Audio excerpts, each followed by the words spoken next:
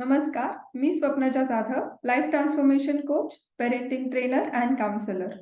तुम्हा सर्वांचं पितृपक्ष आणि पालकत्व या विशेष सिरीजच्या 5व्या भागामध्ये मी मनापासून स्वागत करते.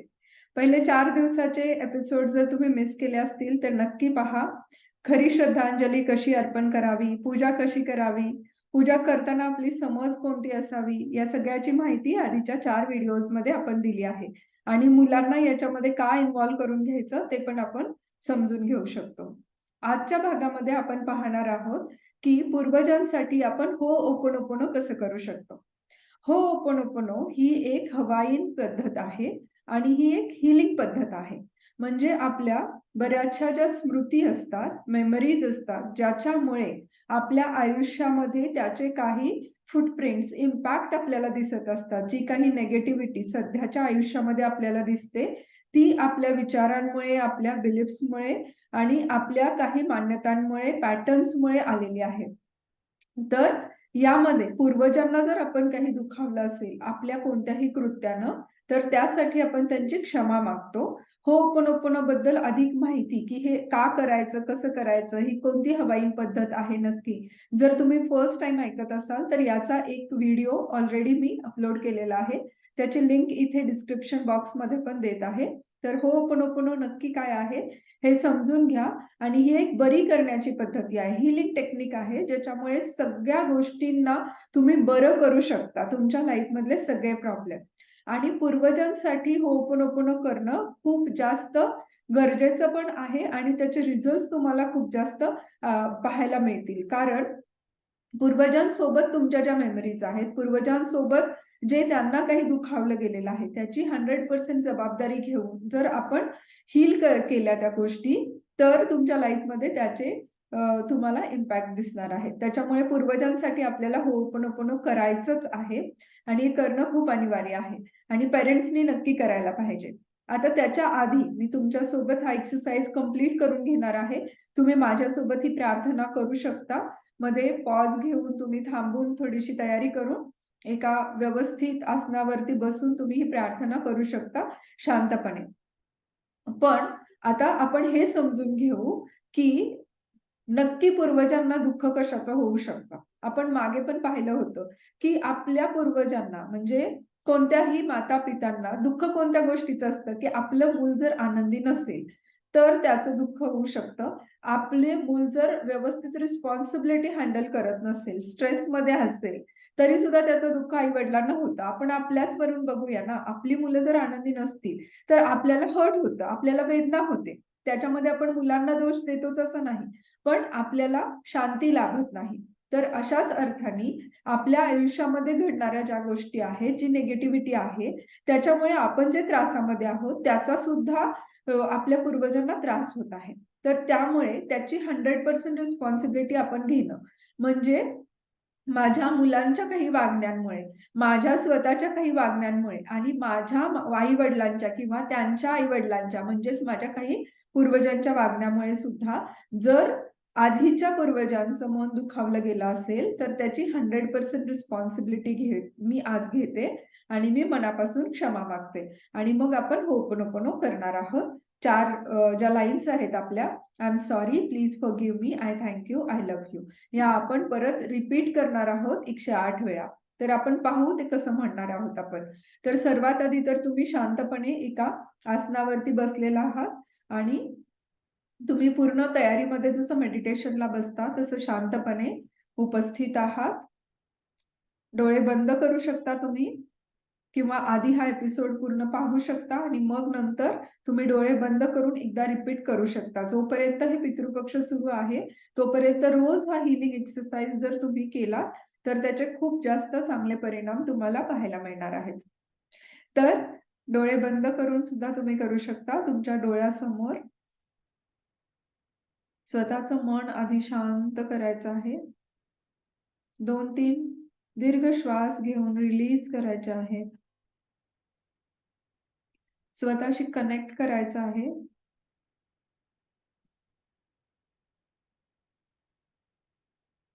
तुमच्या डोळ्यासमोर तुमचं पूर्ण फॅमिली ट्री म्हणजे तुम्ही, तुमचे मुलं आहेत, तुम्ही आहात, तुमचे आई-वडील, त्यांचे आई-वडील, त्यांचे आई-वडील असा पूर्ण फॅमिली ट्री आहे, ज्याच्यामध्ये तुमचे सर्व पूर्वज उपस्थित आहेत. तुमच्या समोर ते उपस्थित आहेत, असं तुम्हाला व्हिज्युअलाइज करायचं आहे. आणि तुम्ही त्यांना सांगू शकता, प्रिय पूर्वज, तुम्ही त्यांच्याशी बोलत आहात. प्रिय पूर्वज, माझ्या मुलांच्या कोणत्याही कृतीमुळे, माझ्या कृतीमुळे किंवा माझ्या आई-वडिलांच्या काही कृतीमुळे किंवा त्यांच्या पूर्वजांच्या काही कृतीमुळे जर तुम्हाला वेदना पोहोचल्या असतील, हर्ट झालं असेल, त्याची 100% जबाबदारी मी घेतो.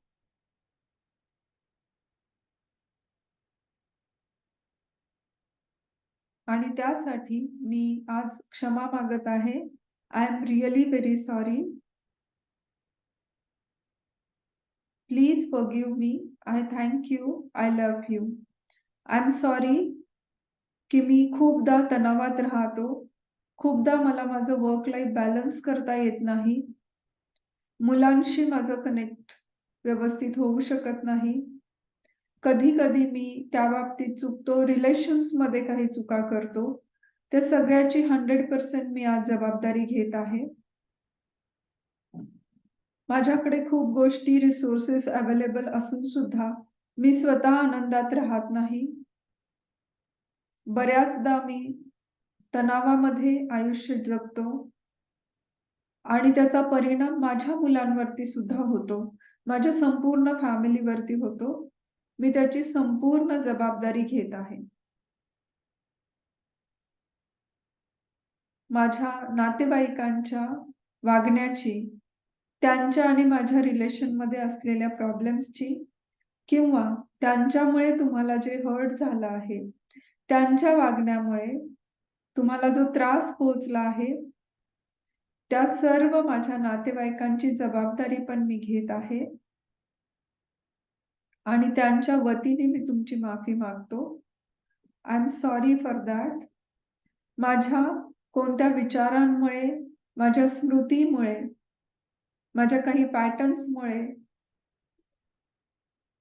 माझ्या मान्यतांमुळे मी माझ्या आयुष्यामध्ये काही चुकीचे निर्णय घेतले असतील, काही निगेटिव्ह लोकांना अट्रॅक्ट केलं असेल, पुरेशी माहिती न घेता डिसिजन्स घेतले असतील, पूर्ण सर्व नात्यांमध्ये प्रेम असण्याची जबाबदारी मी घेतली नाहीये. हे कशामुळे झालं हे मला माहीत नाही. पण या सगळ्याची 100% जबाबदारी आज मी आपल्या पूर्ण फॅमिलीच्या वतीने घेत आहे. And I am sorry for that. Please forgive मी. मला माफ करा. याचे काही माझ्या चुकीच्या निर्णयांचे किंवा माझ्या नात्यांमधल्या तणावाचे, माझ्या ऑफिसच्या तणावाचे सगळे पडसाद जे माझ्या फॅमिलीवरती उमटतात. मला पुरेशी माहिती नसल्यामुळे खूपदा मी मुलांना हँडल करता येत नाही. त्याचीही पूर्ण मी जबाबदारी घेतो. Please forgive me for that. त्यासाठी मला माफ करा. आय थँक यू की मला आता हे बरं करण्याची संधी मिळत आहे आणि मी याच्यावरती कार्य करत आहे. आय थँक यू की तुम्ही मला मार्गदर्शन करत आहात. तुम्ही ब्लेसिंग्स पाठवत आहात. I love you. माझ्याकडून ही प्रार्थना करून घेतली जात आहे आणि आपल्या पूर्ण फॅमिली ट्रीमध्ये आपल्या सर्व पूर्वजांमध्ये संतोष पसरवण्याची, आनंद पसरवण्याची जबाबदारी मला मिळाली आहे आणि मी ती जबाबदारी घेऊ शकत आहे. त्यासाठी thank you. I love you. I am sorry. Please forgive me. I thank you. I love you. I am sorry. Please forgive me. I thank you. I love you. आपल्या पूर्ण फॅमिली ट्रीमध्ये ज्या कोणामुळे एकमेकांची मनं दुखावली असतील, एकमेकांना त्रास झाला असेल, त्या पूर्ण नातेसंबंधांची, पूर्वजांना झालेल्या त्रासाची मी 100% जबाबदारी घेतो. माझ्या आनंदी राहण्याची, माझ्या फॅमिलीमध्ये बेस्ट वातावरण देण्याची मी 100% जबाबदारी घेतो. I am sorry. Please forgive me. I thank you. I love you. माझ्या चुकीच्या विचारांसाठी, पॅटर्नसाठी, मान्यतांसाठी I am sorry. Please forgive me. I thank you. I love you. I'm sorry, please forgive me. I thank you. I love you. I'm sorry, please forgive me. I thank you. I love you. I'm sorry, please forgive me. I thank you. I love you. हे तुम्ही 108 वेळा continue म्हणू शकता. त्यानंतर जे कोणी relative आता अस्तित्वात आहेत, त्यांना सुद्धा तुम्ही तुमच्या डोळ्यासमोर घेऊ शकता, जी फॅमिली आत्ता इथे अस्तित्वात आहेत. आधीची प्रार्थना आपण पूर्वजांसाठी केली होती. आता आपण प्रार्थना करत आहोत जे सध्या अस्तित्वात आहेत त्या सर्वांसाठी. डिअर ऑल, डिअर फॅमिली, मी आपल्या फॅमिलीमध्ये एक संतुलित वातावरण तयार करण्याची, प्रेम, आनंद आणि समाधानाने आपली फॅमिली पूर्णपणे भरून राहण्यासाठी 100% जबाबदारी आज घेत आहे. माझ्या कोणत्याही वागण्यामुळे, बोलण्यामुळे, माझ्या निर्णयांमुळे जर मी कधी तुम्हाला हर्ट केलं असेल, तर I am sorry for that. Please forgive me. I thank you. I love you. माझ्या चुकीच्या समजुतींमुळे, विचारांमुळे, बिलीफ्समुळे, मेमरीजमुळे, पॅटर्न्समुळे तुम्हाला हर्ट झालं असेल, काही गोष्टी माझ्याकडून एक्स्ट्रा बोलल्या गेल्या असतील, तर त्यासाठी मी तुमची मनापासून माफी मागतो. I am sorry. Please forgive me. I thank you. I love you. I am sorry. Please forgive me. I thank you. I love you. I am sorry. Please forgive me. I thank you. I love you. Yes, हे सुद्धा तुम्ही 108 वेळा म्हणू शकता. हळूहळू तुम्ही डोळे उघडू शकता.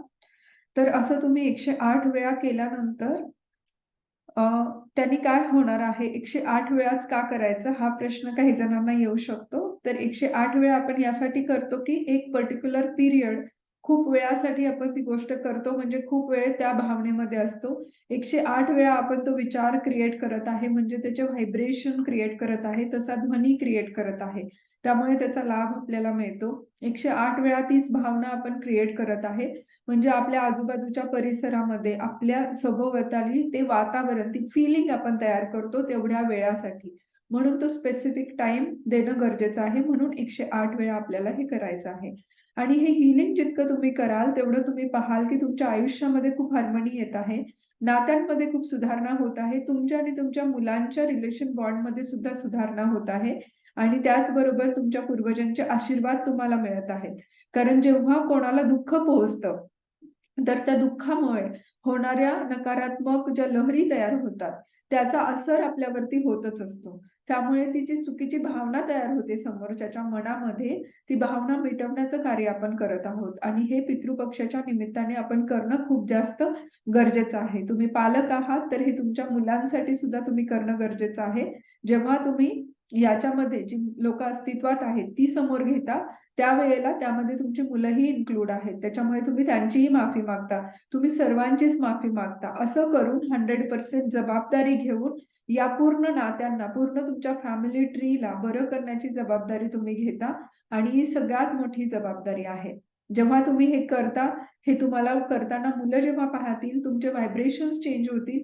तुमच्या नात्यांमध्ये अजून मधुरता येईल आणि मुलांना सुद्धा एक चांगला संस्कार त्यामुळे होईल, की कोणत्याही गोष्टीची कटुता मला मनामध्ये पकडायची नाहीये. भले माझ्या पूर्वजांकडून काही चुका झाल्या असतील, तरी सुद्धा त्याची सुद्धा मी 100% जबाबदारी घेऊ शकतो आणि मी माफी मागू शकतो. मी ईश्वराची माफी मागू शकतो. मी नेचर, गॉड, युनिव्हर्सल एनर्जी जे काही तुम्ही मानत असाल त्यांची मी माफी मागतो, की आमच्या काही पूर्वजांमुळे दुसऱ्या काही पूर्वजांना त्रास झाला किंवा त्यांच्या वागण्यामुळे आम्हाला त्रास झाला, तर ह्याची संपूर्ण जबाबदारी मी घेतो आणि मी आज हे इथं सगळं मिटवून टाकत आहे, पुसून टाकत आहे. माझ्या स्मृती मी सोडून देत आहे.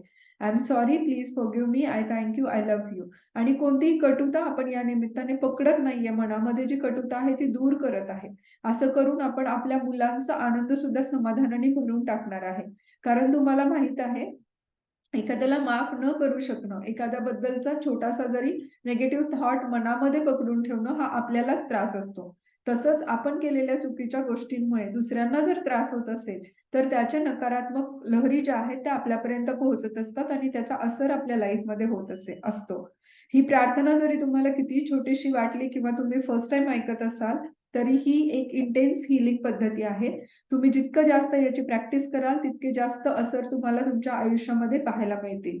आणि त्याच्यामुळे फक्त तुमच्या रिलेशनमध्येच नाही, तर तुमच्या शारीरिक स्वास्थ्यामध्ये सुद्धा सुधारणा व्हायला लागेल. शारीरिक स्वास्थ्य, मानसिक स्वास्थ्य, सामाजिक स्वास्थ्य किंवा तुमच्या पैशांमध्ये सुद्धा अगदी इकॉनॉमिकल जे आर्थिक स्वास्थ्य आहे तुमचं, स्पिरिच्युअल स्वास्थ्य आहे, या सगळ्यांमध्ये सुधारणा होईल आणि एक ऑल अराउंड ग्रोथ जी आहे ती फॅमिलीची होणार आहे. त्यामुळे ही गोष्ट तुम्ही स्वतः शिका, मुलांना शिकवा.